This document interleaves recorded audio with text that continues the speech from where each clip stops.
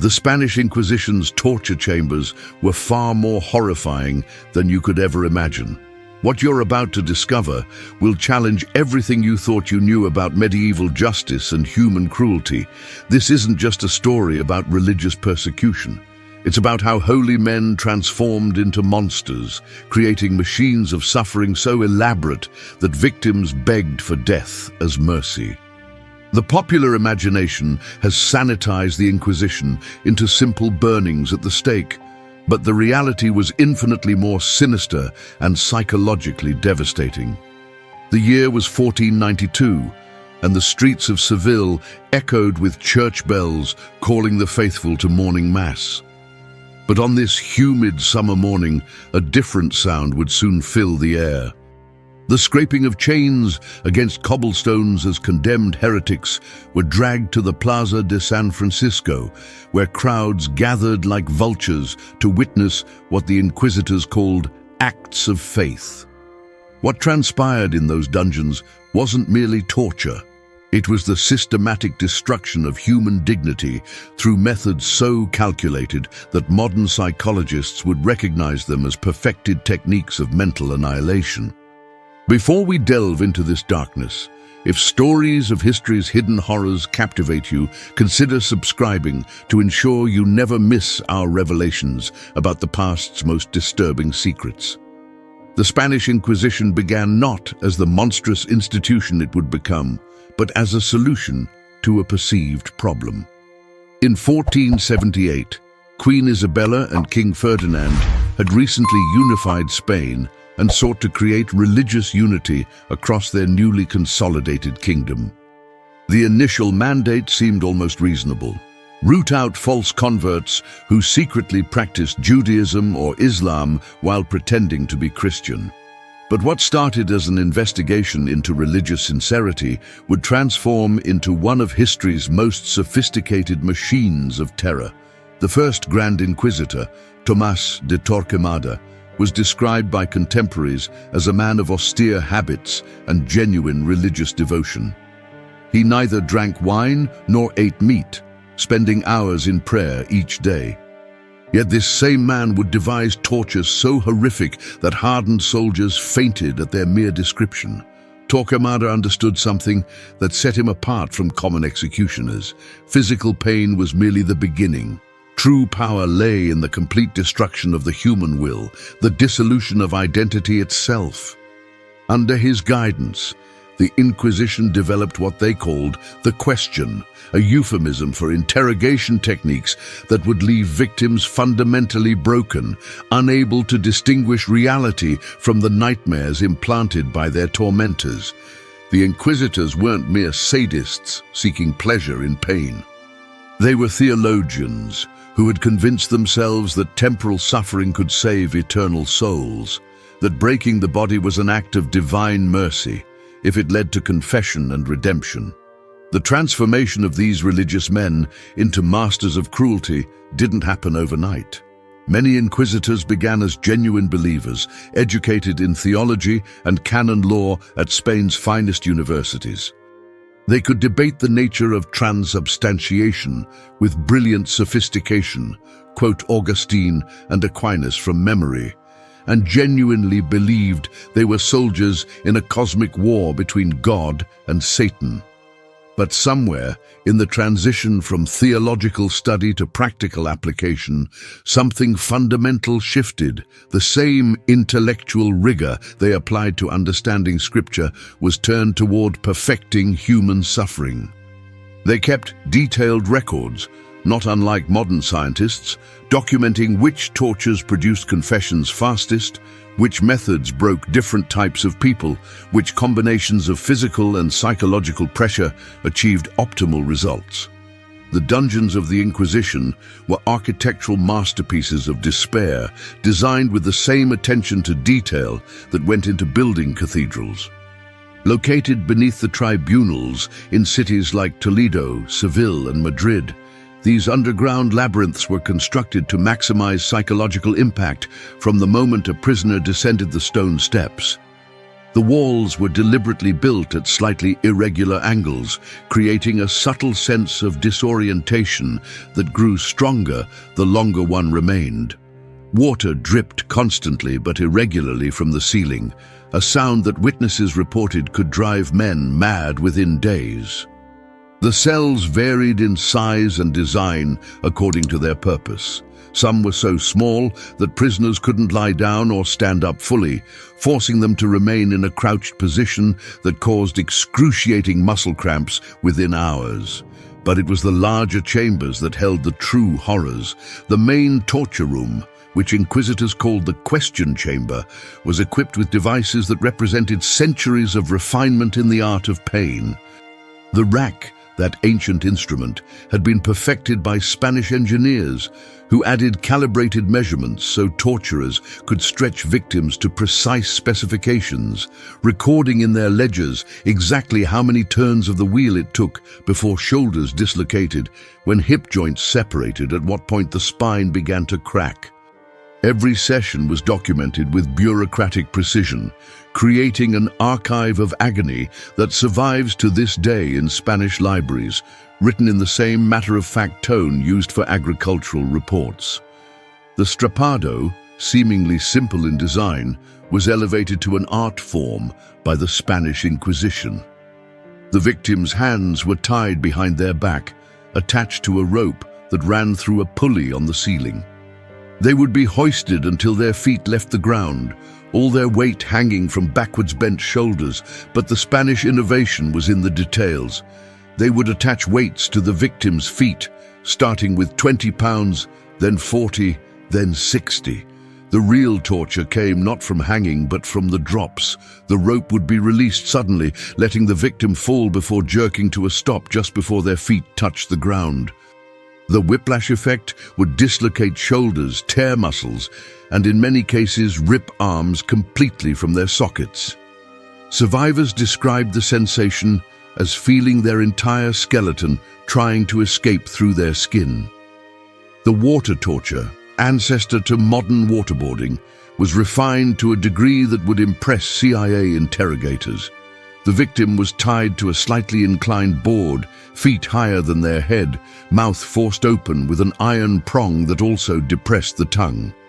A cloth was placed over the face, and water poured slowly but continuously.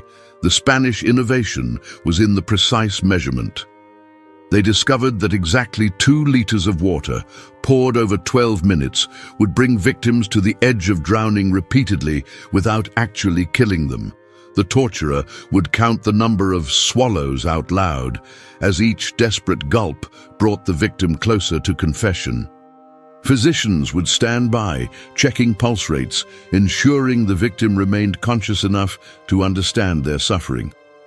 But perhaps the most diabolical creation was the pear of anguish, a device so cruel that many modern historians questioned whether it could really have existed, until multiple examples were found in museum collections. Shaped like a pear and made of iron, it consisted of 4 leaves that could be spread apart by turning a screw. It would be inserted into the mouth, rectum, or vagina, then slowly expanded. The genius of the device wasn't just the physical damage it caused, though that was considerable. It was the complete violation of bodily autonomy, the reduction of the victim to nothing more than an object to be opened and explored. Inquisitors would turn the screw with deliberate slowness, sometimes taking hours to fully expand the device, all while reading scripture to the victim about the wages of sin. The Iron Maiden of Nuremberg, though likely not used by the Spanish Inquisition specifically, inspired Spanish innovations in confined torture. They created their own version called the Virgin, a hollow statue of the Virgin Mary that opened to reveal an interior lined with strategically placed spikes. When the victim was sealed inside, the spikes would pierce the body in dozens of places, but none deep enough to hit vital organs. The placement was so precise that victims could survive for days, their screams muffled by the iron shell, creating an obscene parody of prayer emanating from the holy statue. The theological irony wasn't lost on the inquisitors. They saw it as fitting that heretics should suffer within the embrace of the Virgin they had supposedly blasphemed against. The Judas cradle represented the Inquisition's understanding of psychological torture through physical means. The victim would be hoisted above a pyramid-shaped seat, then slowly lowered onto its point, which would penetrate the anus or vagina. The triangular shape meant that weight couldn't be distributed evenly, forcing the victim to constantly shift position, each movement causing fresh agony. But the true torture was the duration. Sessions could last days, with the victim suspended just enough to prevent immediate death, but never enough to escape the penetrating point. Sleep became impossible, and hallucinations would begin after the second day. Many victims confessed to crimes they couldn't have committed, agreeing to anything to end their ordeal. The boot, or Spanish boot, as it became known throughout Europe, showcased the Inquisition's mechanical precision. The victim's legs would be placed between two planks of wood, which were then bound together with iron rings. Wedges would be hammered between the boards and the legs, gradually compressing the limbs. The Spanish innovation was in the graduated approach. They had 4 degrees of torture, each involving a specific number of wedges. First degree used 4 wedges, causing severe bruising. Second degree, with 8 wedges, would crack the shin bone. Third degree, 12 wedges, would splinter the bones into fragments. Fourth degree, which required permission from the Grand Inquisitor himself, would essentially liquefy the legs below the knee. Surgeons would sometimes be present to amputate if gangrene set in, ensuring the victim survived to face trial. The heretic's fork was remarkable for its simplicity and effectiveness. A metal rod with 2 opposing forks, one placed under the chin and the other against the chest. It was secured with a leather strap around the neck. The victim couldn't lower their head without the fork piercing their throat and chest. Sleep became impossible, and within hours, neck muscles would begin to cramp agonizingly. After days, the constant tension would cause such severe muscle damage that victims would be unable to hold their heads up even after the device was removed. The Inquisitors particularly favored this device for stubborn prisoners who refused to confess, as it required no active participation from the torturer, making it seem as though the heretic was torturing themselves through their own obstinacy. But physical torture was only one aspect of the Inquisition's methodology. They pioneered psychological techniques that wouldn't be formally studied until centuries later. The dry pan involved placing the victim's feet in stocks, coating them with salt water, and bringing in a goat to lick them. It sounds almost comical until you realize that a goat's rough tongue, after hours of licking, would completely remove the skin, then continue into the flesh beneath. The psychological component was the complete loss of control, being slowly consumed by an animal while fully conscious and unable to move. Many victims reported that the sensation of being eaten alive, even just their feet, created a primal terror that no amount of conventional torture could match. The auto da fe, or act of faith, was public theater at its most grotesque. These weren't simple executions, but elaborate ceremonies that could last entire days. Victims would be dressed in sanbenitos, yellow garments painted with flames and devils, and forced to walk barefoot through the streets, while crowds jeered and threw refuse. But the Spanish Inquisition added layers of psychological torture to these processions. Family members would be forced to watch from special viewing platforms, dressed in their finest clothes as if attending a celebration. Children would be made to throw flowers at their condemned parents' feet. The victim would be required to kiss a crucifix held by the very inquisitor who had ordered their torture, a final mockery of the forgiveness they were supposedly being offered. The burning itself, when it finally came, was orchestrated for maximum suffering. Contrary to popular belief, most victims weren't burned at the stake quickly. The Spanish had perfected what they called the slow fire. Green wood would be used, producing more smoke than flame. The fire would be built in a ring around the stake, close enough to cause agony, but not close enough for quick death. It could take hours for victims to die, their screams carrying across the plaza where thousands watched. Some inquisitors would order the fire pulled back if the victim showed signs of repentance, not to save them, but to prolong their agony while presenting it as an opportunity for salvation. The record-keeping of the Inquisition reveals the true horror of their systematic approach.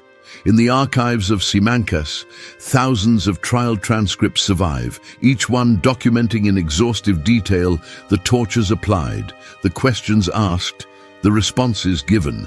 One secretary recorded that during the torture of a woman accused of Judaizing, she screamed, "Jesus," 47 times and "Mother Mary," 32 times, as if these precise numbers held theological significance.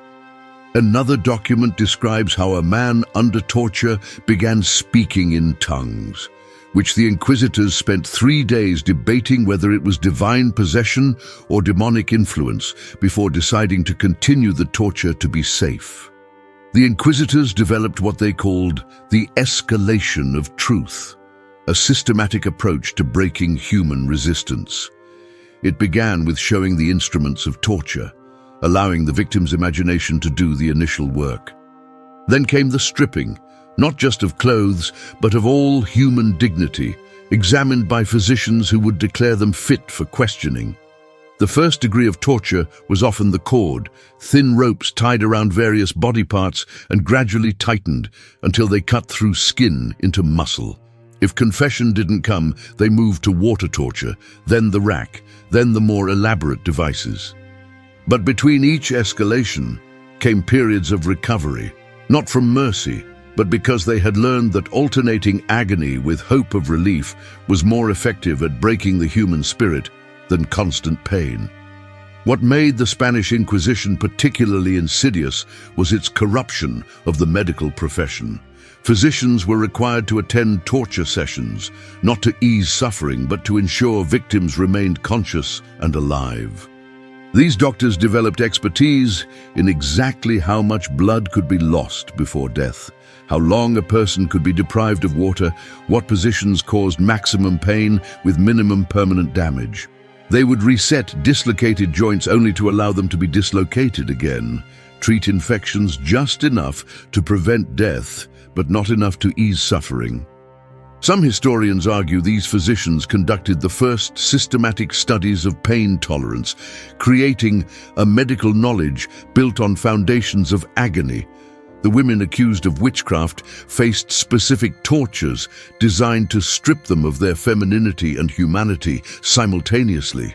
The breast ripper, heated until glowing, would tear away chunks of flesh, leaving survivors permanently disfigured.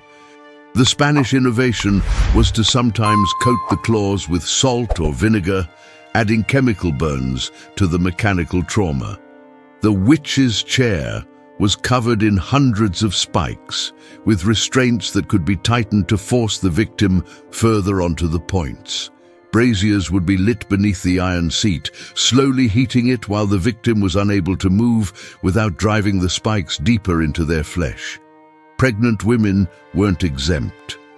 There are records of special tortures designed to induce miscarriage, the inquisitors arguing that the unborn child of a heretic was better dead than raised in sin.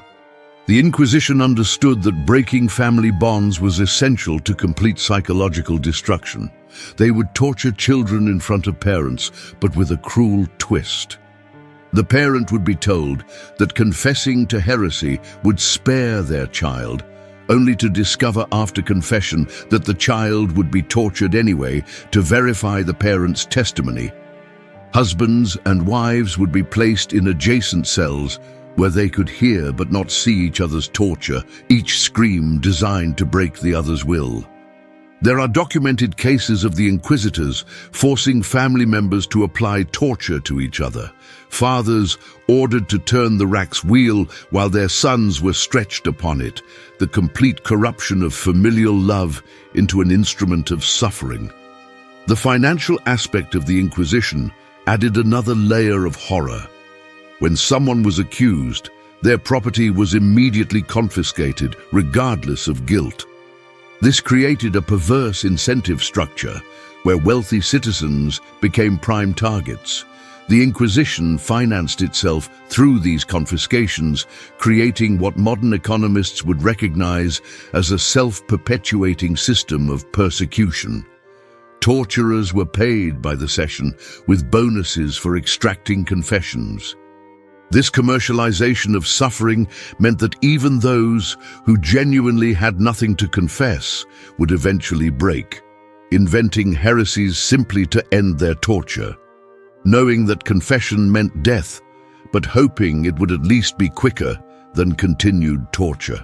The legacy of trauma extended far beyond the immediate victims.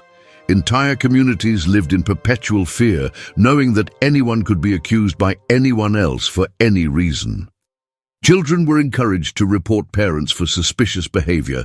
Servants could destroy masters with a single accusation. The Inquisition created what modern psychologists would recognize as collective trauma, entire populations exhibiting symptoms of post-traumatic stress. Cities where the Inquisition was most active showed decreased birth rates, increased suicide rates, and economic stagnation that lasted generations. The very fabric of Spanish society was rewoven around fear, suspicion, and the constant performance of religious orthodoxy. One of the most disturbing aspects was the inquisitors' genuine belief in their righteousness. Surviving letters between inquisitors show not sadistic glee, but theological certainty. They wrote of their heavy burden, the difficulty of applying God's justice, their hope that each torture session would lead to genuine repentance. One inquisitor wrote to his superior about a particularly resistant victim, lamenting that after 40 days of varied tortures, the man still refused to confess, forcing them to release him.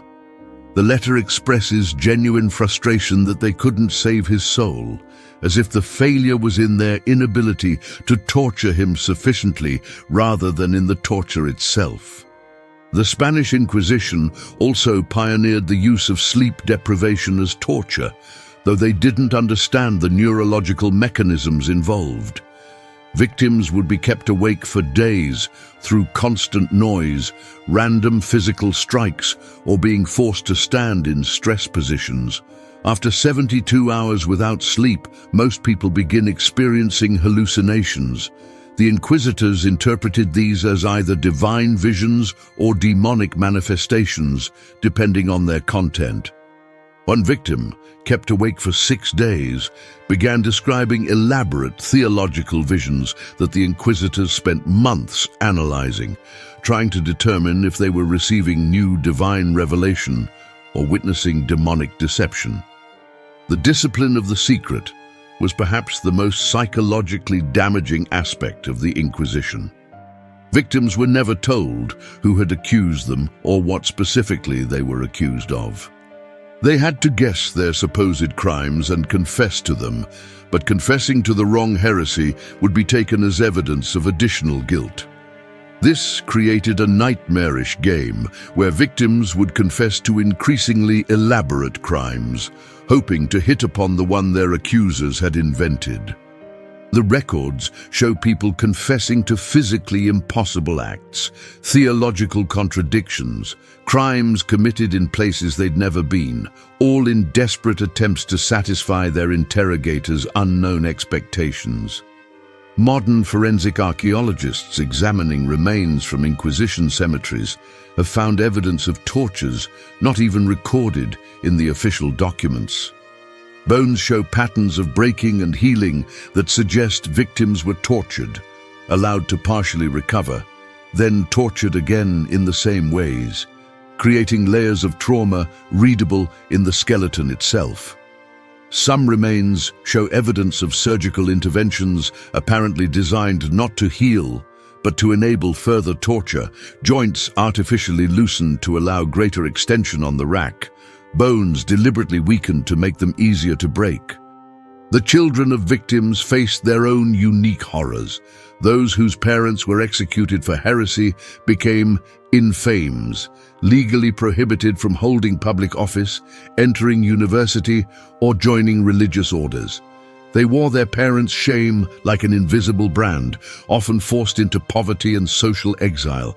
But the Inquisition offered them a path to redemption that reveals the true depth of its cruelty.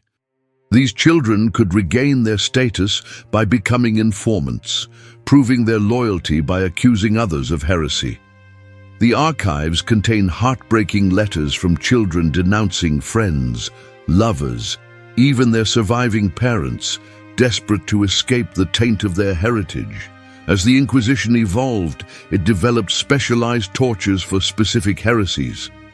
Those accused of Protestant sympathies faced Luther's martyrdom, forced to stand on one leg while holding heavy stones carved with Catholic doctrine, switching legs only when they could correctly recite the text.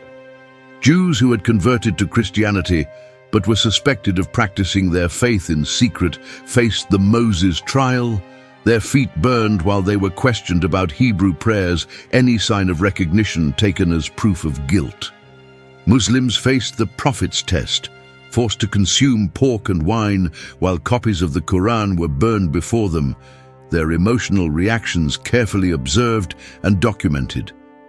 The Inquisition's reach extended beyond Spain's borders through a network of informants and agents. Spanish merchants traveling abroad were expected to report on the religious practices of their hosts. Diplomatic pouches contained not just state correspondence, but detailed intelligence on suspected heretics in foreign courts. The Spanish Inquisition effectively created one of history's first international intelligence agencies, dedicated not to state security, but to religious persecution. They maintained detailed files on thousands of individuals who had never set foot in Spain, waiting for the opportunity to arrest them should they ever enter Spanish territory. Perhaps most chilling was the Inquisition's effect on Spanish intellectual life. Universities purged their libraries of any texts deemed potentially heretical. Scholars self-censored, avoiding entire fields of study that might attract suspicion. The same nation that had once led Europe in mathematics, astronomy, and medicine fell behind as its brightest minds fled or fell silent. The Inquisition created what historians now call the Spanish intellectual darkness, a centuries-long suppression of free thought that would contribute to Spain's eventual decline as a world power. In the archives of the Vatican, recently open to researchers, documents have been found suggesting that even Rome was sometimes horrified by the Spanish Inquisition's excesses. Papal letters expressing concern about the severity of tortures employed were apparently ignored or suppressed by Spanish authorities. One cardinal wrote that he feared the Spanish Inquisition had become drunk on blood and pain, creating martyrs of heretics rather than converting them. These concerns were apparently overruled by the Spanish crown, which found the Inquisition too useful as a tool of political control to reform. The final cruelty of the Spanish Inquisition was its longevity. It persisted for over 300 years, officially ending only in 1834. Generations lived their entire lives under its shadow, never knowing freedom from fear. The last person executed by the Spanish Inquisition was a schoolteacher named Cayetano Ripoll in 1826, garroted for teaching deist principles to his students. Even in its final years, when most of Europe had embraced Enlightenment ideals, the Spanish Inquisition continued its work, though by then using more subtle methods of persecution than the elaborate tortures of its height. The physicians who attended the torture sessions kept detailed notes that survive in medical libraries across Spain.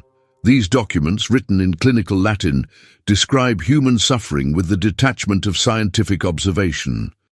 One doctor noted that a woman under torture began lactating blood, a phenomenon he attributed to the humor of her milk being corrupted by the intensity of her fear. Another described how a man's hair turned white during a single session on the rack, documenting it as evidence of the soul attempting to escape the body. These medical records, intended as scientific documents, now serve as testimony to the Inquisition's transformation of healing into harm. Recent discoveries in Spanish archives have revealed even more disturbing details about the Inquisition's methods. Hidden in bureaucratic correspondence are references to tortures so extreme they were kept secret even from most inquisitors. There are allusions to something called the Garden of Earthly Delights, apparently a room where victims were subjected to overwhelming sensory experiences, alternating between pleasure and pain until they could no longer distinguish between the two, their minds fracturing under the cognitive dissonance. Another reference mentions the Apostles' Feast, which involved 12 different tortures applied simultaneously, though the specific details were apparently too disturbing to record in full. The economic impact of the Inquisition extended far beyond the confiscation of property. Entire industries collapsed as skilled craftsmen fled or were executed. The silk industry of Valencia, once dominated by converted Muslims, virtually disappeared. The banking networks operated by converted Jews were dismantled, forcing Spain to rely on foreign lenders at ruinous interest rates. Modern economists estimate that the Inquisition cost Spain the equivalent of several $1 trillion in lost economic growth, a price paid in both blood and gold for the pursuit of religious purity. The Inquisition's influence on colonial Spain proved even more devastating than its domestic impact. Exported to the Americas, it became a tool of cultural genocide, systematically destroying indigenous religious practices and knowledge systems. The torture techniques perfected in Spanish dungeons were applied to native populations who had never heard of Christianity until conquistadors arrived. Entire civilizations' worth of astronomical observations, medical knowledge, and historical records were burned as heretical, losses to human knowledge that can never be recovered. The psychological profile of the inquisitors themselves presents a disturbing study in the corruption of moral authority. Many began as genuinely devout men who believed they were saving souls, but the daily exposure to human suffering, the constant wielding of absolute power, the systematic dehumanization of their victims, transformed them into something monstrous. Letters between inquisitors show a gradual desensitization, early expressions of reluctance and moral conflict giving way to casual discussions of torture techniques, like craftsmen discussing tools of their trade. Survivors of the Inquisition, those few who were tortured but released or whose sentences were commuted, left testimonies that reveal the long-term effects of their ordeal. Many never recovered physically, living with chronic pain from damaged joints, scarred tissue, and poorly healed bones. But the psychological damage was often worse. They described nightmares that persisted for decades, inability to trust anyone, including family members, and a persistent feeling of being watched that modern psychiatrists would recognize as severe PTSD. Some became religious fanatics themselves, as if excessive devotion could protect them from further persecution. The Spanish Inquisition's end came not from moral awakening, but from political necessity. Napoleon's invasion of Spain in 1808 disrupted the Inquisition's operations, and the liberal constitution of 1812 abolished it. Though Ferdinand VII briefly restored it in 1814, it had lost its power. The world had changed, and even Spain could no longer sustain an institution that had become synonymous with medieval barbarity. Its final abolition in 1834 was met not with celebration, but with exhausted relief, like the end of a long fever. What remains most disturbing about the Spanish Inquisition is not its exotic tortures or medieval brutality, but its bureaucratic efficiency, its legal framework, its medical supervision, its careful documentation. This wasn't mob violence or primitive savagery. It was institutionalized, rationalized, and scientifically managed cruelty. The Inquisitors created forms, procedures, and protocols for human suffering. They held conferences to discuss best practices in torture. They wrote manuals for training new interrogators. They transformed sadism into a system. The archives of the Spanish Inquisition, now scattered across libraries in Spain, Mexico, and Peru, contain over 100,000 trial records. Each one documents a human life destroyed by institutional cruelty. Yet historians estimate these represent only a fraction of the Inquisition's victims. Many records were destroyed, either by the Inquisitors themselves to hide particularly egregious abuses, or by their victims' descendants, desperate to erase the shame of ancestral persecution. The true number of those who suffered in the Inquisition's chambers will never be known. Modern Spain still grapples with this dark heritage. The buildings that housed Inquisition tribunals stand in city centers, repurposed as museums, government offices, or apartments. People live and work in spaces where unimaginable suffering occurred.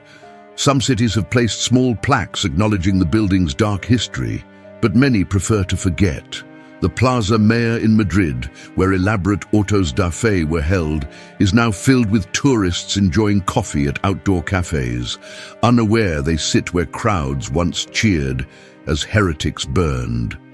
Contemporary forensic psychologists studying the Inquisition's methods have noted disturbing parallels to modern interrogation techniques. Sleep deprivation, stress positions, temperature extremes, sensory manipulation, many tactics used by 21st century intelligence agencies echo methods perfected by the Inquisition. The theological justifications have been replaced by national security imperatives, but the fundamental belief that sufficient pressure can extract truth from anyone remains unchanged. The Inquisition's ghost haunts modern detention facilities where enhanced interrogation blurs the line between questioning and torture. The Spanish Inquisition stands as history's most comprehensive experiment in institutionalized cruelty, a 300-year study in how religious authority can be weaponized into an instrument of terror. Its legacy isn't just in the lives it destroyed or the knowledge it suppressed, but in demonstrating how ordinary people, physicians, lawyers, clerks, and priests can become cogs in a machine of suffering while maintaining their belief in their own righteousness. The Inquisitors weren't monsters who emerged from nowhere. They were products of their society who found in religious devotion a justification for unleashing the darkest aspects of human nature. In the end, what makes the Spanish Inquisition's torture so particularly horrifying isn't their creativity or severity, though both were extraordinary. It's the cold bureaucracy of it all, the careful documentation, the theological debates over the fine points of suffering, the transformation of sadism into sacrament. The Inquisitors created a world where love became betrayal, faith became fear, and mercy became cruelty, all in the name of saving souls. They built a system so perfectly designed to destroy human dignity that its echoes still resonate in every society that sacrifices individual humanity for ideological purity. Perhaps the most disturbing question isn't how the Inquisition lasted so long, but why it ended. Was it moral evolution, the triumph of Enlightenment values over medieval brutality? Or did it simply become economically and politically inconvenient, ending not from conscience but from calculation? The archives suggest the latter. Even in its final years, Inquisitors wrote passionate defenses of their mission, lamenting the weakness of a modern world that could no longer stomach necessary cruelties. They went to their graves believing they had been doing God's work, their consciences clear despite the thousands of lives they had destroyed. The instruments of torture, now displayed in museums behind protective glass, still emanate a palpable sense of dread. Visitors often report feeling physically ill when viewing them, as if the accumulated suffering of centuries has somehow soaked into the metal itself. Tour guides describe how even skeptics fall silent in these rooms, overwhelmed by the weight of historical horror. The devices themselves have become artifacts not just of historical interest, but of warning, reminders of what humans can do to each other when convinced of their own righteousness. The last Grand Inquisitor, Francisco Javier de Mier y Campillo, died in 1835, 1 year after the Inquisition's abolition. His personal papers, discovered in the 1970s, reveal no regret, no acknowledgement of wrongdoing. To the end, he maintained that the Inquisition had been necessary to preserve Spain's spiritual purity. His final letter, written days before his death, expressed fear not for his own soul but for Spain's, warning that without the Inquisition's vigilance, heresy would consume the nation. He died believing himself a martyr to a righteous cause, never recognizing the irony that he had become the very evil he claimed to fight against.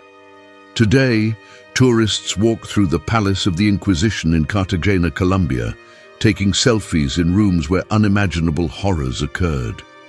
Gift shops sell miniature replicas of torture devices as souvenirs.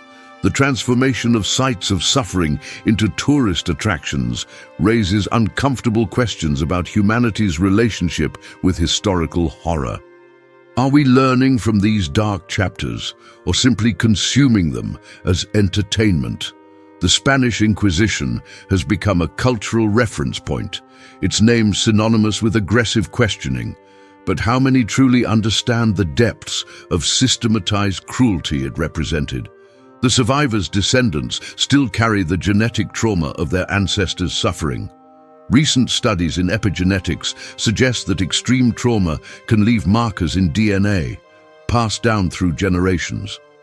The descendants of Inquisition victims show higher rates of anxiety disorders, depression, and PTSD, as if the terror experienced centuries ago still echoes in their cells. The Inquisition's legacy lives not just in historical records, but in the bodies and minds of those whose ancestors endured its tortures. As we examine the Spanish Inquisition's methods, we must ask ourselves uncomfortable questions about human nature and institutional power. How did educated religious men transform into architects of suffering? What combination of faith, fear, and authority enabled such systematic cruelty? And perhaps most disturbingly, given the right circumstances, the right ideological justification, the right institutional framework, could it happen again? The Inquisition wasn't an anomaly, but a demonstration of what becomes possible when absolute certainty meets absolute power. The Spanish Inquisition ended officially in 1834, but its spirit, the willingness to destroy human dignity in service of ideological purity, persists wherever dogma supersedes compassion. Its torture chambers are museums now, its documents scholarly curiosities, but the impulses that created it remain embedded in human nature. The Inquisitors are long dead, their victims forgotten by all but historians, yet their legacy endures as a warning about the seductive nature of righteous cruelty. In those archives in Simancas, among the trial transcripts and torture records, there's a document that historians have debated for decades. It's the confession of an inquisitor himself, apparently written in a moment of crisis of faith. He describes a dream where he stood before God's throne, expecting reward for his service, only to find himself judged alongside those he had condemned. The document ends mid-sentence, as if the writer couldn't bear to continue. Was this genuine doubt from one of the Inquisition's own, or merely another fabrication, another tool of manipulation? The truth, like so many buried in the Inquisition's archives, remains tantalizingly out of reach.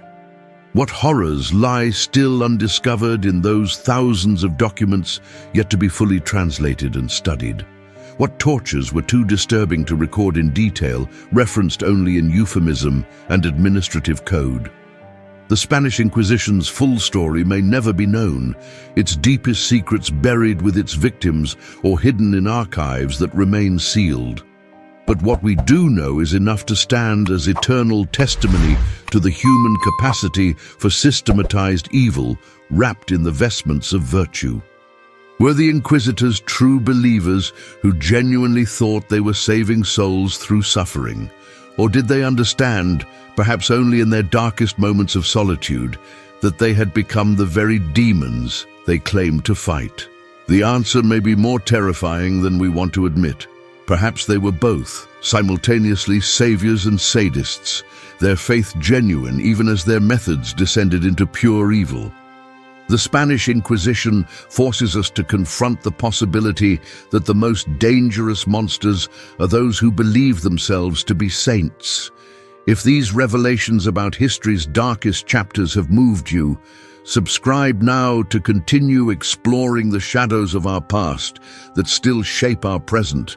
What other horrors lie hidden in history's carefully sanitized pages, waiting to be revealed?